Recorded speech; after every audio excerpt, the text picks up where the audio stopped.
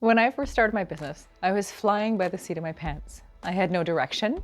I didn't have a goal. I didn't really have a dream. I just knew, I knew that I wanted to make boatloads of money and I didn't want to work for somebody else and I wanted to do mortgages, and that was pretty well it. And that's what I did.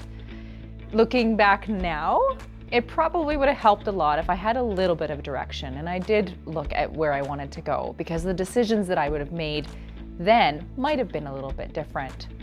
In this video, we're going to be doing part 1 of a 4-part series where I'm going to discuss the 3 tips on developing clarity around your dreams and the direction that you want to go in your business.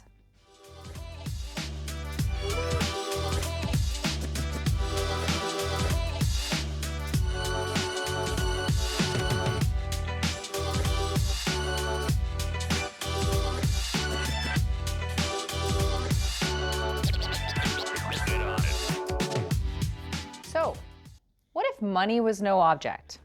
What if you could not fail? What would you do? What it would look like? Who would you share it with? Can you picture it? Can you feel it? Maybe you don't know how. One thing about dreaming, it's actually a muscle. You can build it. You can allow yourself to go there. Some of it is remembering what it was like when you were a kid. Because how many of us dreamt of, I don't know, like my son, being an NHL player. He's 11 years old and he dreams of being an NHL player. And he just doesn't think that it's not possible. My stepson at 3 years old knew he was going to be a professional bull rider, and well, now he is. So it is a muscle. Sometimes we just need to remind it of what it can do. So I have 3 tips for you on how to begin to get clarity around your dreams. Number 1, start smaller. Start with something that you really want, but you also know you can achieve it. So for example, I want to work 9 to 5, Monday to Friday, and not work weekends. That's something that you can actually picture and that you can actually achieve if you do a little bit of tweaking and working. So the tip number 1 is start smaller. Yes, we want to dream big, but we don't have to start there, because sometimes dreaming really, really big is too overwhelming and we can't actually picture that end result. So let's just start smaller. Number 2, ask yourself some questions. So what would it be like if you actually achieved this dream? What would it be like if you didn't achieve it, but you tried? And what would it be like if you didn't try?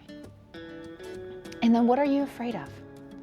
Are you afraid of actually succeeding? Are you afraid of failure?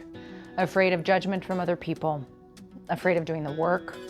Maybe you feel guilt, especially if you've got people in your life, partners, children, any people in your life that might be affected by you focusing on that goal and trying to achieve that dream. Will it take some time away from them? That sometimes can stop us from proceeding because we get held up in that fear of what would happen if that actually happened or if it didn't. Number 3, you actually have to make the decision. So we can dream, we can go through all of these questions, we can go through our fears, but if you don't actually make the decision to do the work and get a little uncomfortable or in order to achieve your dreams, then you're not going to go anywhere. So we're all on the ship of life. You just have to decide if you're steering your own ship or you're going to let other people steer it for you. In part 2 of this series, we're going to get even clearer on your why and even create a why statement.